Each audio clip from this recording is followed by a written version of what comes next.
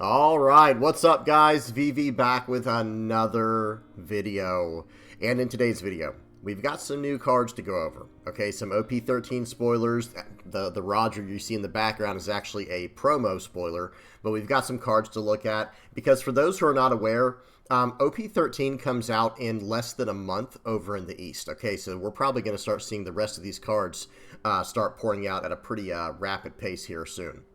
Okay, so let me go ahead and break down the video so you know what you're getting into. The bulk of this video will be the new cards, the spoilers from OP-13. And then after that, I've got one game at the end of this video on a very interesting list I'm working on. We'll talk more about as we get to it, but it's going to be a game of blue-purple Sanji in the OP-13 meta. Okay? All right. Now, I'll have everything timestamped in the general description, and I'll have all relevant deck lists and links and stuff like that in the comment section below. If you guys have any comments, questions, or suggestions, please do not hesitate to put those down in the comment section below, or hop on the VV Theory Discord. Link will be in the channel description. Today's video is brought to you by Nin Garden. To celebrate their 1-year anniversary, they're thanking the fans with a huge sale. Nearly everything in the store is $30 or less. And you can use my code, the VV Theory, at the checkout for an extra 5% off on your next order. All right, first card we're going to be going over is Goldie Roger. This is a purple 8-cost 10,000 power character with the type Pirate King and Roger Pirates. With the effect on play, if you or your opponent have 10 Dawn, give your leader plus 2,000 power until the end of your opponent's next end phase. So guys, this is going to probably be taking the place of the 9-cost Edward Newgate in red-purple Goldie Roger, right, the leader. Because for those who are not aware, the way it looks like a lot of people are building the deck right now in the East with the early play testing is they're running the 9-cost Edward Newgate to play out on the 9 Dawn turn, where what ends up happening sometimes is on your 8, you untap at 8 Dawn, or even at 9 Dawn, and you go to 10, but you had to attach a Dawn to your leader with the red-purple Goldie Rogers leader effect, right? So you only have 9 Dawn to work with. So what a lot of people were doing in that situation was, okay, well, I'm just going to go ahead and play out the 9-cost Edward Newgate and buff my leader up to 9,000 power. Well, this card here, guys, I think this will be the natural replacement for that card. For 2 reasons. Number 1, this is a searchable card, right? And it has other interactions as well. If the effect doesn't get turned off when you play out the 10-cost Goldie Roger, that's number 1. And number 2, that 9-cost Edward Newgate actually is going to be rotating out of the game in April next year, right? In April 2026. So this card will easily take the place of that card. And, you never know what could happen, guys. Of course, cards could get reprinted, but until we have any further knowledge on that, the 9-cost Edward Newgate is from Block 1. It's from OP-02. So in April next year, that card will be rotated out. Well, this card will come in perfectly in that time, somewhere within that time frame to take over for it. Either way, as far as what this card is going to do, I think this card is going to be absolutely incredible. So there's currently a card in the game called Scopper's Gaben, I think his name is. It's a 6-cost purple card for Goldie Roger. And the idea is with that leader, remember, at the beginning of your turn, you always have to attach a Dawn to your leader unless it's the first turn, or it's, unless you already have 10 Dawn on the field, or if you can somehow negate the leader effect, right? So that's the idea. Okay, well, what ends up happening is you're going to play out Scopper's Gaben on your 7 Dawn turn, even though it's a 6 Dawn character, right? And here's the idea. That's going to get you from 7 Dawn up to 8 because it ramps you, right? So on a 7 Dawn turn, 1 Dawn goes on your leader, and you play out the 6-cost Gaben to ramp you up to 8 Dawn. Well, next turn, you're going to be on 10 Dawn, but you're not going to be able to use all of your 10 Dawn from the leader effect, because of the leader effect. So this card, you're just going to be able to play out for 8 and still have 1 Dawn left for the turn to do whatever with, right? Maybe use a defensive event or something like that. So I think this card is actually just going to be incredible for Goldie Roger. I think it's going to be a staple, and I would not be surprised to see 4 of these run in red-purple Goldie Roger. Now, speaking of, leader specificity here, notice this card is not leader locked at all. Okay, this just says on play, if you or your opponent have 10 Dawn, give your leader plus 2,000 power until the end of your opponent's next end phase. It's just a good purple card, guys. It just seems like it's a really good purple 8-cost card. And one other thing I want to mention about this card is I think this really helps out as well with the way that Roger plays, right? With the way Red-Purple Roger plays after you play out your 10-cost Goldie Roger. Because here's what could happen. Here's just one example. So let's say you have the 7 Dawn turn like we talked about. You use Scopper's Gamen to ramp you to 8 Dawn, and then next turn on your 10 Dawn turn, you play this out. You have 1 Dawn active. You get to swing in for 9 with your leader, because, well, actually, it'll be 10 technically, right? Because you attach a Dawn to your leader with the leader's effect, and then you get the plus 2,000 from this buff. You're swinging in for 10, and you have a 9K leader. Okay, no problem. Now, it's your opponent's turn. Goes back to you. Now you're on your first actual 10 Dawn turn, right?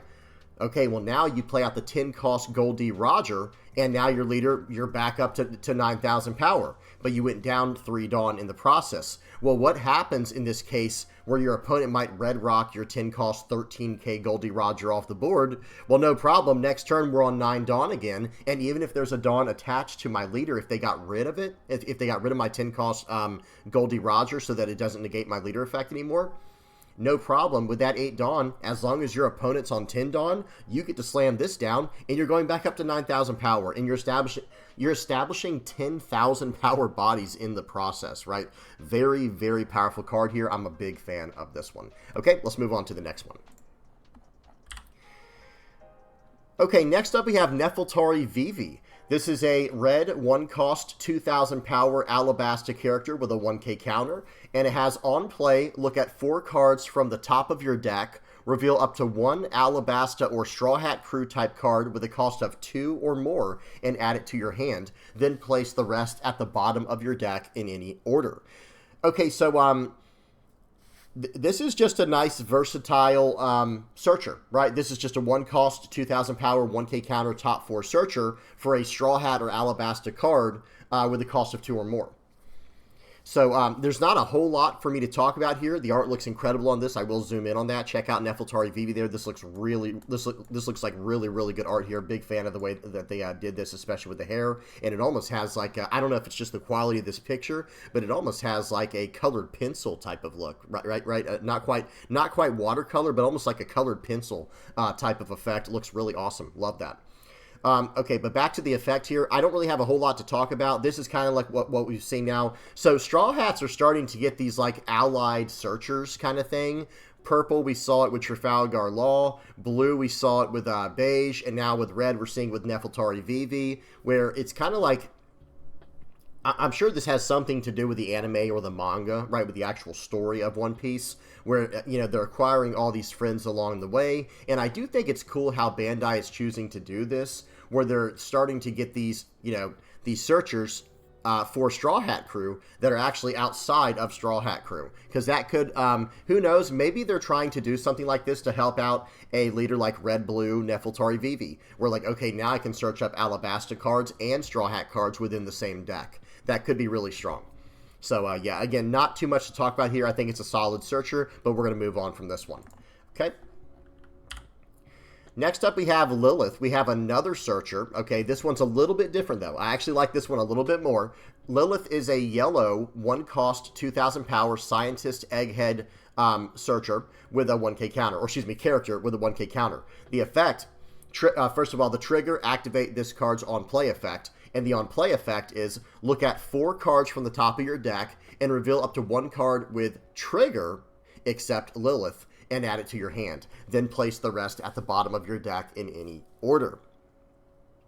Okay, so for those who are not aware, for any of the newer listeners out there, I am a yellow main. Yellow is my main color in the game, and I really enjoy the way triggers work in this game. I've made a lot of decks that are very trigger heavy, you know, between Arlong, Sabo, I mean, you name it. I've made a lot of decks that are trigger heavy.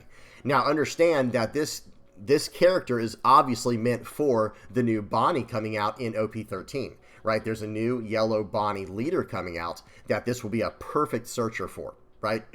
But here's the thing, guys, I have to say, this is going to be really nice in any yellow deck that is trying to build around a trigger package. Because now we have 1-cost Lilith, and now we also have the 3-cost Dureshi event that searches up triggers as well. So you could go turn 1 searcher for any card that has trigger in it, into turn 2, look for the top 5 search and look up 2 cards with trigger in it. So I am a huge fan of this card. This will probably be good in quite a few different decks that are splashing yellow. In fact, if I remember correctly, someone mentioned on the stream last night, guys, for those who are not aware, again, for the newer players out there, I stream every Monday, Tuesday, and Wednesday here on YouTube from 9 p.m. Eastern to 12 a.m. So be sure to check that out and hang out with us and have fun. We went over these spoilers last night. So they're getting a double dose of this, but hey, I'm sure they'll understand. But someone mentioned last night in the stream, this card might be really strong in green-yellow Arlong. And I could not agree more. Now Arlong basically has an official searcher in this card. Because now we can go turn 1, play out Lilith, and search up almost anything in our entire deck. So this card, as weird as it might sound, might be best for green-yellow Arlong. We'll have to see what happens, though. Either way, this is a great searcher. I love that it's not locked to any kind of colors, and I love the fact that it's also not locked to any cost. It's only locked to trigger cards. It has to be cards with trigger, not named Lilith. So, big fan of this one. Huge, huge fan of this card. Cannot wait to mess around with this. Maybe even in red, yellow, Saba. We'll have to see what we can cook up with this. Maybe even purple, yellow, Nico, Robin. Who knows, man? I think this card can go in a lot of different yellow decks. Big fan of this card. Okay, let's move on to the next one. Okay, we've got Zoro. This is a 4-cost, 5,000 power character, slash character, of course, with Film, Supernova, and Straw Hat Crew type, and a 1k counter. And then it has the effect, it has 2 different effects here, guys. Check this out. On play, if your leader has the Film or Straw Hat Crew type, set up to 2 of your Dawn cards as active. And then end of your turn, set this character as active. I mean, this can just probably go in any green deck that is Film or Straw Hat Crew type leader, right? I mean, whether, you know, green plus whatever color or just mono green that's like this. I mean, this card is really excellent. I know my green-blue Sanji players out there are probably rejoicing, thinking, yo, this is a really, really good card. And I have to agree. I think this card is excellent. Now, there are a few things we're probably going to be able to do with this card here as far as, like, in OP-13, of course. This card, a lot of the stuff we're seeing, you have to think of it as being built for specific leaders for the set. So, of course, like with red-green Luffy coming out, this card is perfect for that leader. Because think of it like this. Okay, on my 4-Dawn turn, I want to play characters out on curve. I want to play characters out, you know, so I can get some tempo and fill out my board. Okay, well, this card goes, I'm going to play this out and get 2 Dawn rested. Why is that relevant? Well, for those who do not remember, the new red-green Luffy leader has Dawn times 1. You may tap a Dawn to protect your leader or one of your Straw Hat characters with a 2k counter for every Dawn you tap that way. That was clumsy. Hopefully you guys understand. I'll try to put it on the screen as I'm saying this. But, you know, it's one of those situations where this card is going to be excellent for red-green Luffy. But, man, I have to say, this card is just good in general. And I think this might be a small example of power creep. And here's what I mean by that. And I'm not trying to complain or anything. Just bear with me as I hash out this idea. In the game of One Piece, a standard generic vanilla unit, which is what the entire game is built around, right? The entire game is based and built around and built off of a foundation of what the vanilla units are in this game. And for 4 cost, a vanilla character with no base effect would be 4 cost, 6,000 power, and a 1k counter. You know, that's what it would be built around. Well, guys, this card is a 4 cost, 5,000 power character with a 1k counter. Okay, well, normally, in order to justify the power loss, they'll give the character one effect. This character has 2 effects, and they're both very relevant. One is giving you Dawn back for the turn to use more, you know, to work with, and the second one is giving you an end-of-your-turn effect to set the character as active and protecting the character. So I think this card's a little bit power crept, but hey, this is a very, very strong card here. Okay, let's move on to the next one. Next up, we have Sanji. Okay, Sanji is a 5 cost, 7,000 power, green Film Straw Hat Crew character with on play set up to 2 of your Dawn cards as active. Okay, very common theme here. With end of your turn, if your leader has the Film or Straw Hat Crew types, set up to 1 of your Dawn cards as active. Okay, so this is very similar to the Zoro, where, okay, on play, they're both setting Dawn as active, 2. They're setting up 2 to be exact. And then at the end of your turn, Zoro is setting himself as active, whereas Sanji here is setting a Dawn as active. And this is a 5 cost 7k.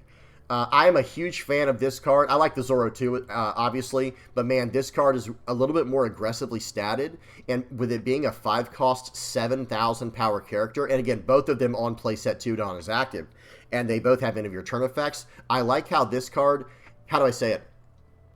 I almost think that these are obviously, again, these are both meant to be played with red, green Luffy. But man, this card right here, I feel like is going to be absolutely incredible in something maybe like green, blue Sanji, green, blue Zoro and Sanji, the leader. And just in any green deck. So here's what I mean by that. Let me go back real quick to Zoro. Notice Zoro says, if your leader has the film or Straw Hat Crew type, set up to 2 of your Dawn cards as active, right? And then the end of your turn effect, you can just set this character as active no matter what your leader is, right? Well, here's the thing. This Sanji is the other way around, where it can set up to 2 Dawn cards as active no matter who your leader is, and then the end of your turn effect requires you to have a film or Straw Hat Crew leader to get 1 extra Dawn open at the end of your turn.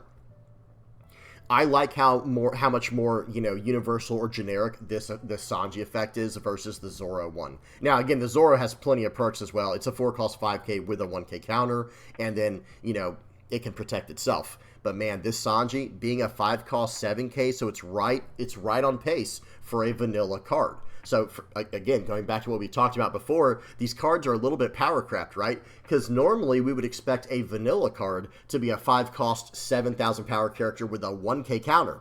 Okay, well, if this card's losing the 1k counter, so it must have one, you know, solid effect to replace it.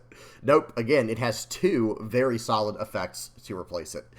This card is excellent. I'm a big fan of this one. I, of course, want to make this work in green, blue, Zoro, and Sanji, but I think this Sanji might see play anywhere, guys, in any kind of green deck, because right when you play it out, you're getting 2 Dawn as active. Really big fan of this card. It's almost like a miniature version of Cavendish in a different way. Now, Cavendish is a 5 cost 6k with a 1k counter. This is a 5 cost 7k with no counter, but they both pretty much have on play set 2 of your Dawn cards as active. So it's kind of like a miniature version of Cavendish, and who knows what might happen with Cavendish in the future. I'm hoping the price continues to drop down on that card, but this will be like the poor man's version of Cavendish for those who can't afford it, you know, in the future. We'll have to see what happens. Again, hopefully Cavendish's price will drop down eventually once the reprints happen. Okay, so that's Sanji. Really big fan of this one. The end of your turn effect, it is locked to film or Straw Hat Crew types, but at the same time, I think it's not as meaningful as the on-play effect, in my personal opinion, because you can just on-play play this character out and then, you know, stand your 2 Dawn and leave 1 as active if you need to the turn you play it. But then, here's the thing. If your leader is Film or Straw Hat Crew, at the end of your turn, after every one of your turns, at the end of your turn, you're setting a Dawn as active. This card in red, green Luffy is going to be crazy. And also, I want to mention, it is a film card, so who knows, maybe a nice, you know, maybe people will be able to play this in green Uda, the film Uda leader. Maybe this will help that out as well, along with the Zoro. Okay, let's move on to the next one. Okay, next up we have Monkey D. Garp. Okay, we got young man Garp here, guys. Look at this. We got Garp in his prime down here. You know, the hero of the Navy here. Really cool looking art. Very nice. And let's see what this card does. So Garp is a red 1 cost 2,000 power Navy character with a 1k counter. And on play, if your leader is Monkey D. Luffy, Sabo, or Portgas D. Ace, look at 4 cards from the top of your deck and reveal up to 1 card with a cost of 3. I know, all the red, yellow Sabo players are probably frustrated right now. We'll talk about it in a minute. Reveal up to 1 card with a cost of 3 or greater and put it into your hand. Then place the rest at the bottom of your deck in any order. Okay, so for the red, yellow Sabo players out there, I know you're probably as frustrated as I am. And I think they literally made it a cost of 3 or greater specifically so that you could not search up the 2 cost yellow Ace, Sabo, or Luffy, which is really unfortunate. I mean, I understand they probably did that for a balance reason, because that would mean that red, yellow Sabo gets a really, really powerful support card that the other brothers did not get because they're yellow, blue, and yellow, black. But either way, I really wish they'd have gave Sabo this. I wish they had done Sabo this favor, but, you know, they did just reprint a new red-black Sabo, which is really strong, so maybe that's the idea there. Either way, this card is strong, guys. Do not misunderstand. I'm not trying to complain about this card. I'm not saying this card's bad because it can't search up a 2 or greater. This card is still very, very strong. So, again, if your leader is Luffy, Sabo, or Ace, you get to do a top 4 search and reveal up to 1 card with a cost of 3 or greater and put it into your hand, then place the rest at the bottom of your deck in any order. So you're going to be able to do a top 4 search for any card that costs 3 or more. This card has incredible utility. This is a great searcher. It has a 1K counter. This gets an A+ all around. Very, very good card here. Very good searcher for Luffy, Sabo, and Ace. And remember, guys, the entire theme of OP-13 is red, right? We have red-green Luffy, we have red-blue Ace, we have red-black Sabo. So this will be able to go in any of those 3 brothers. And for the red-yellow Sabo players out there, we do technically have a new searcher we can start using. So who knows, maybe we'll be able to mess around with that. We'll have 2 different GARP searchers to mess around with. Maybe that will help us out more in the future. Okay, let's move on to the next one. Okay, next up we have, I know you're strong, so I'll go all out from the very start. I like that title. I know you're strong, so I'll go all out from the very start. That's right. We're not taking any chances here, right? We're not gonna underestimate our opponent. We're going all out from the very start. Okay, this is a green 1-cost Straw Hat Crew Supernova event with counter up to 1 of your leaders gains plus 3,000 power during this battle, and then a main effect to you may rest 2 of your Dawn cards, and then up to 2 of your opponent's rested characters with a cost of 7 or less do not become active during your opponent's next refresh phase. So guys, this is a miniature version of Electrical Luna, right? Because you can pay 1 as a counter to do the 3K counter, but the main effect is basically Electrical Luna, where it's like I'm going to pay 3, 1 plus 2, to make it where 2 of my opponent's characters that cost 7 or less aren't going to stand in my opponent's next refresh phase. That is incredibly powerful. And I know some people might be thinking like, well, then why not just run Electrical Luna? 2 reasons. Excuse me. 2 main reasons. Number 1, this has more utility because the counter is a 3K counter, right? That's number 1. And number 2, this is a Straw Hat and Supernova searchable card. So this just has extra value. It has like value on top of value on top of value.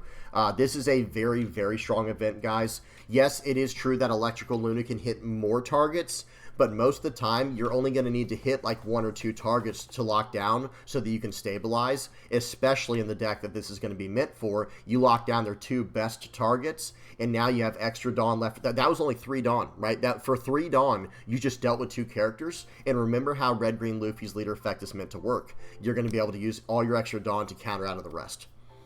So yeah, I have to say this card seems very, very good. I'm a big fan of this event. I think this is going to help out any kind of green Straw Hat deck or green Supernova deck a lot. And who knows, this isn't leader locked. Maybe this helps out every single green deck, guys. We'll have to see what happens. Tell me what y'all think about these in the comment section below. We're not done yet, but I really want to know what you guys are thinking about these new spoilers in the comment section below.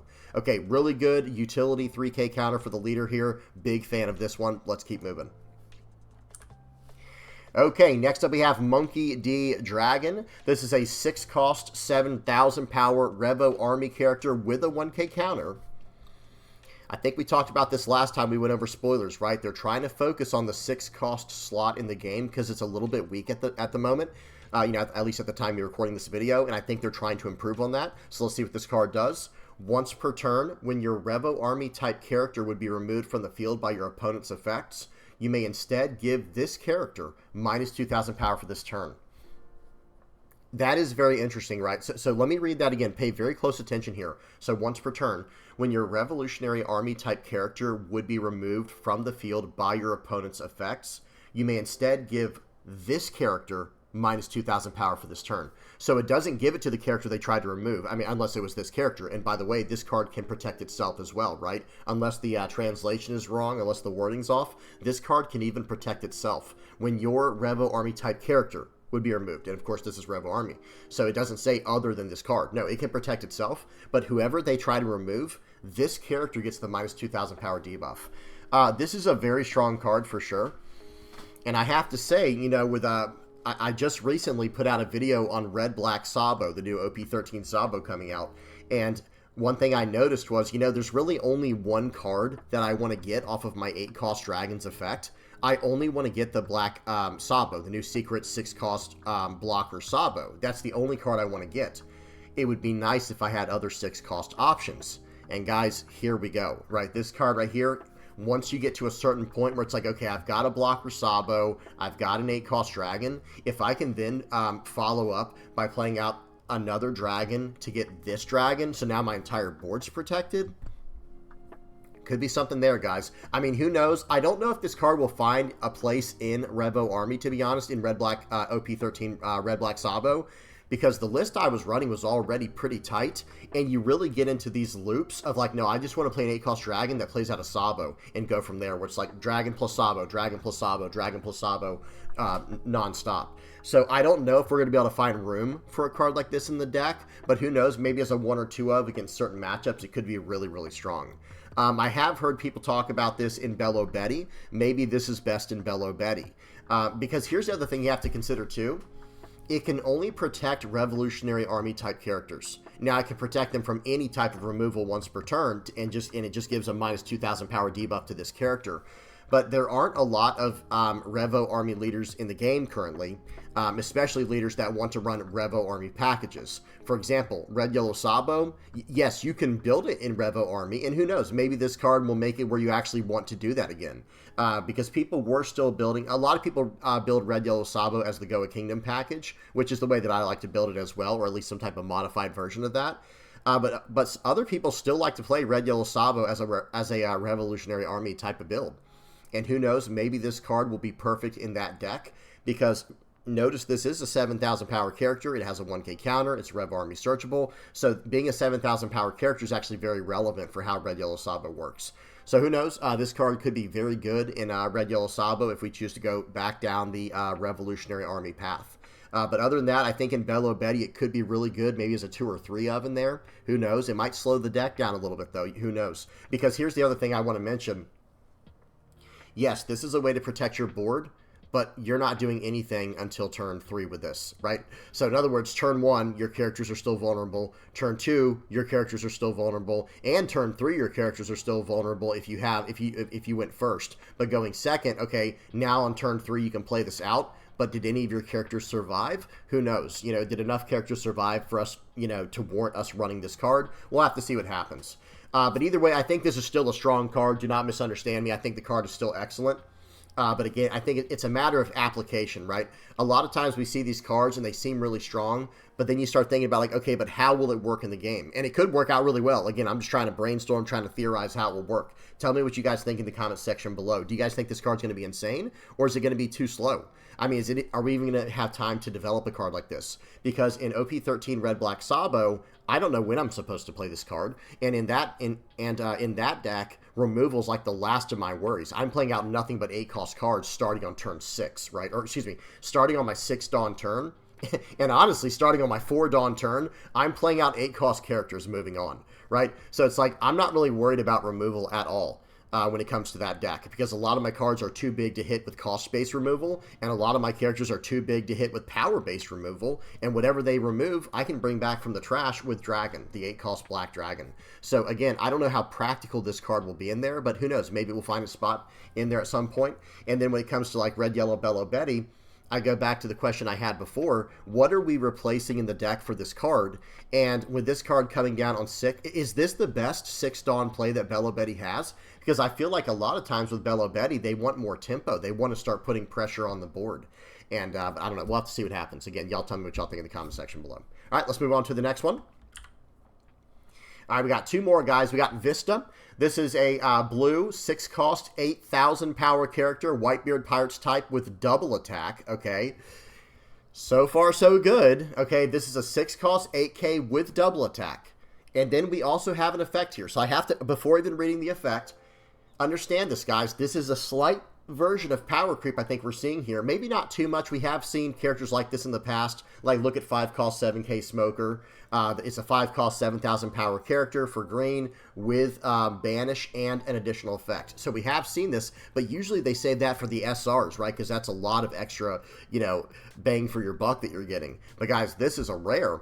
It's a 6-cost 8K vanilla stats, no counter, gets double attack instead of having a counter, and an additional effect here. Once per turn, when this character would be KO'd, or when this character would be removed from the field by your opponent's effect, okay? Instead, you may trash one card from your hand that has Whitebeard Pirates included in its types. Wow, guys. I mean, now, so we have a 6-cost. Again, remember what we were just saying about 6-cost characters. We have an incredible 6-cost Whitebeard Pirates character here. 6-cost, 8,000 power with double attack and evasion, or protection, whatever you want to call it. Incredible. And remember, guys, in ST22, which I believe it's already out in the East, but in the West, I think we're getting it in September. So pretty soon, right? At the time you're recording this video, we're going to be getting it very soon. And that is a 7-cost, 8,000 power Whitebeard Pirates character with protection as well. It has a similar, it doesn't even have a once per turn effect. It just has a baseline effect that just says trash 2 cards to prevent it from being removed. So being able to play this out and protect it, and then being able to play out a an Odin and protect it, we're starting to see a lot of protection built into this game.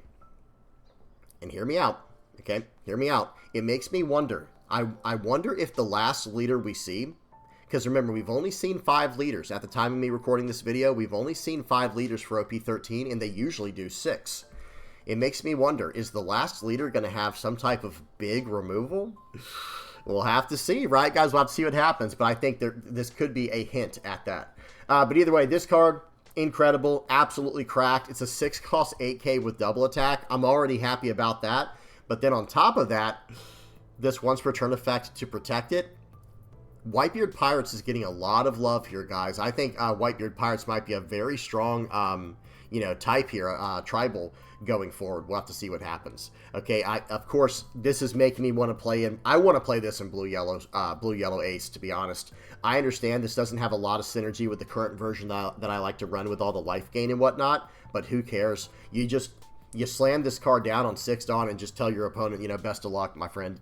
Hey, best of luck. And who knows? Maybe this ends up being the perfect curve with that deck where, going second, turn 1 Sanji, turn 2, attach 2 to your leader, put a 5-cost into the top of your life, swing in with Sanji for 5, swing in for 7 with your leader, and now you're gaining a life. They attack into the Sanji. I'm just going to let it go, and then on your 6th Dawn turn, you follow up with this, and you go into a 6, 8, 10 curve that's just, like, insane.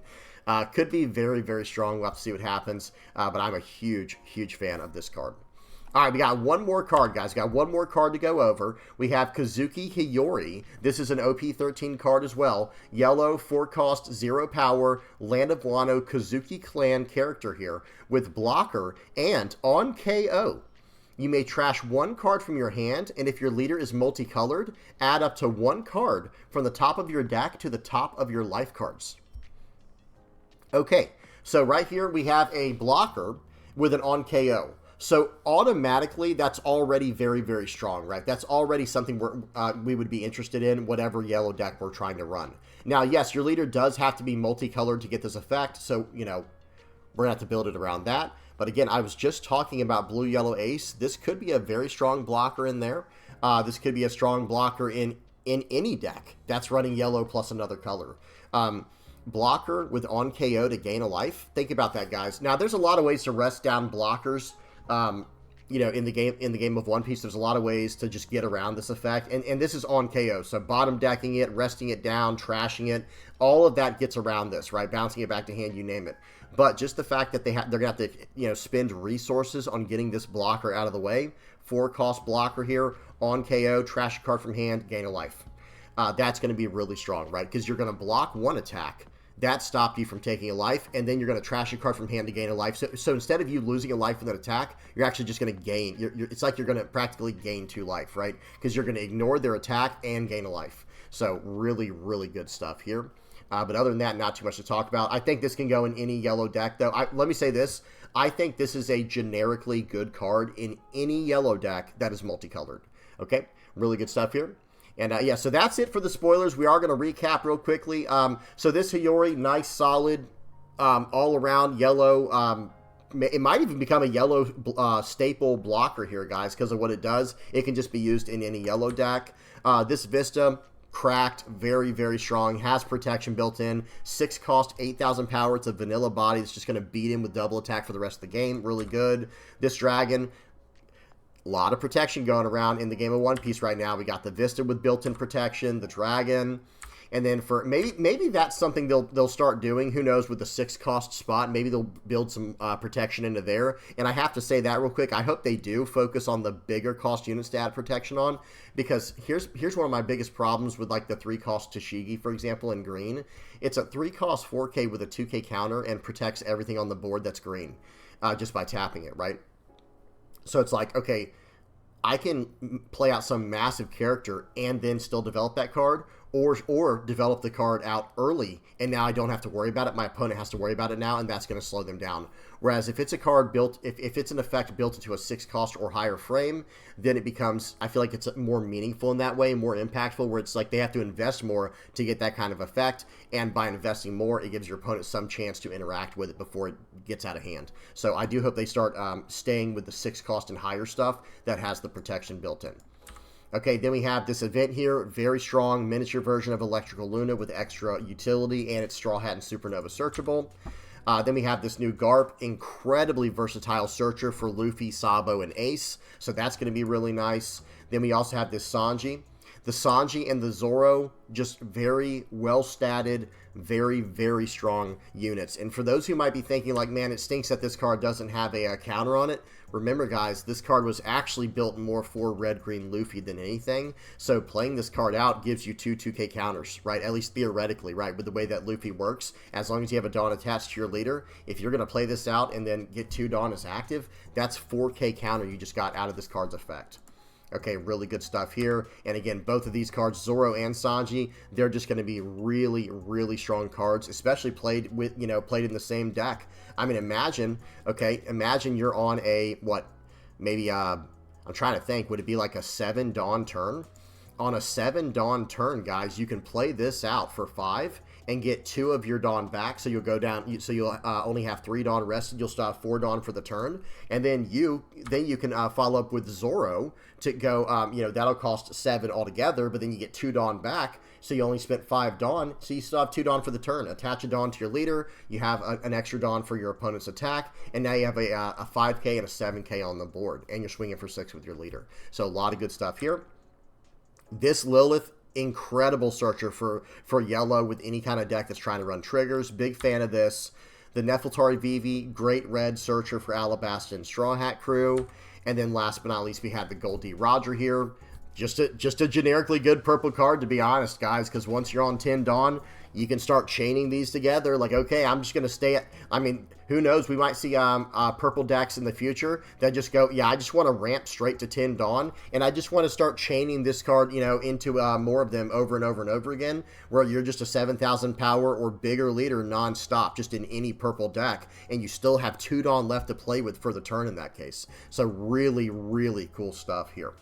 All right, so that's it for the spoilers, guys. That's it for the new cards coming out. Now we got to head over to the sim and check out a game of Blue-Purple Sanji.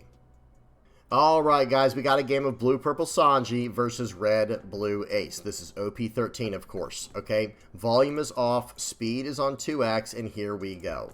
So I've been working on a list that is very defensive, very controlling, very fortress.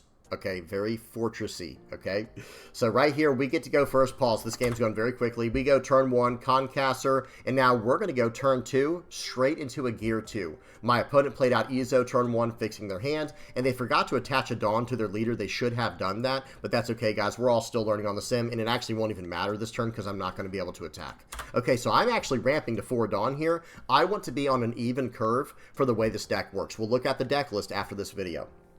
They're going to swing in for 9. We're just going to take this. We're down to 3 life. We're on a 6 Dawn turn here. I have a few options. I think what I'm going to do is I'm going to play out this 1 cost event here to do a top 3 search. We're going to grab a Gum Gum Giant. Then we're going to swing in for... Actually, I think we're just going to draw 2 cards here with the buff burst. And then we're going to swing for 7. They take that. They draw a card from their life. And then they draw a card from the top of their deck with their leader's effect.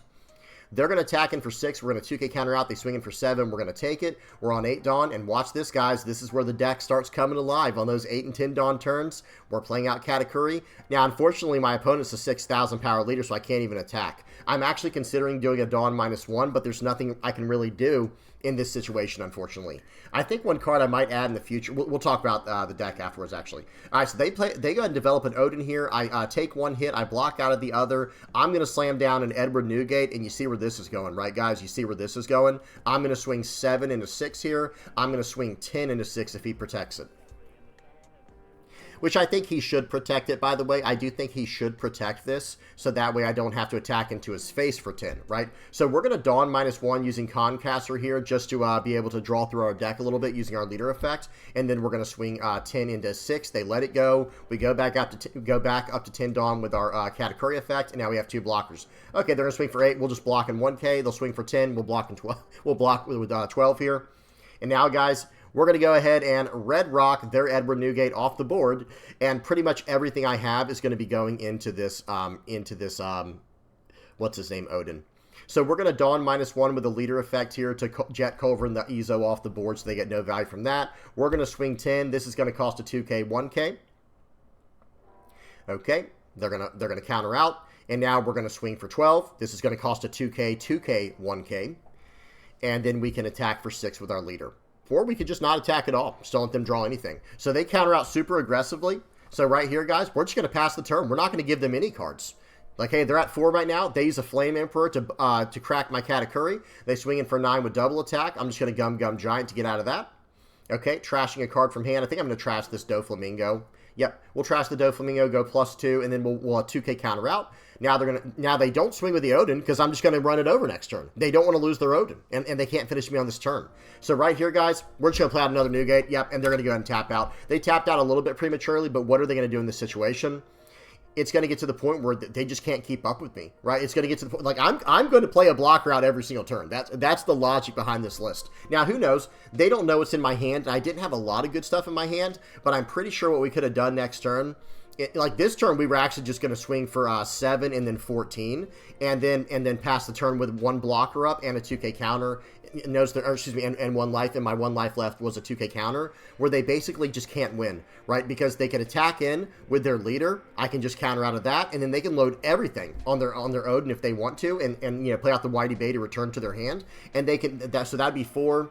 They'd have 6 Dawn left. They could just swing for 6 with their leader. I'm going to counter out of that. And then they could swing for 14, right? Did I do the math right? Yeah, 14 twice with the Odin, playing out the Whitey Bay, returning it to attack twice. I can block out of 1 with the Edward Newgate and just take the other one, right? So then next turn, I'm untapping with 2 Edward Newgates. Okay, so let's go ahead and check out this deck list. Good game to my opponent. That was a fun one. And guys, we got a list here, okay? I think we got something here for OP-13 for our boy, Blue-Purple Sanji. Let me break it down real quick. Here's the leader. Pause and read if you don't know what he does. I'm not going to do like a whole deck tech here, guys. I'll save that for a video, a future video where I fully invest into trying to make this leader work in this new style here. I'm just going to run through the list though real quick.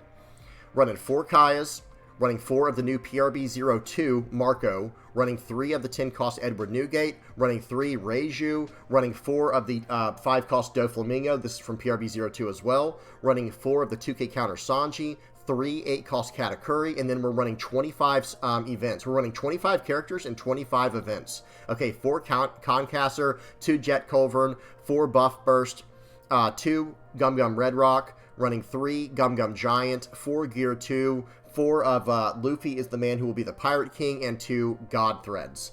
So one thing I do want to consider going forward is the 3-cost purple event. Before I break down what the list does, before I forget, guys, I got to mention this real quick.